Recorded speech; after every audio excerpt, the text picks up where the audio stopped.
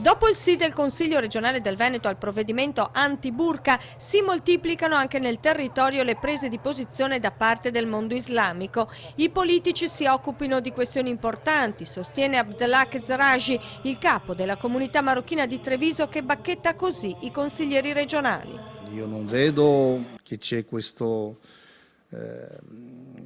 paura che loro cercano, invece ci sono altri provvedimenti importanti di snellare il patto di stabilità, di dare lavoro alle persone, quindi queste sono battaglie importanti da fare, quindi credo insomma è un provvedimento fuori luogo. E continua parlando di provvedimento inopportuno, nessun problema, dice, sul fronte della sicurezza, vista la collaborazione tra centri islamici e forze dell'ordine. E questo il lavoro che devono fare i politici, poi di non renderci la vita difficile soltanto su temi che portano consensi elettorali. Intanto fa discutere anche la proposta di boicottare i prodotti americani lanciata proprio dal leader della comunità islamica trevigiana in seguito alla chiusura delle frontiere ai cittadini di 7 paesi musulmani da parte del presidente Trump. Cosa farete a meno di comprare ad esempio la Coca-Cola?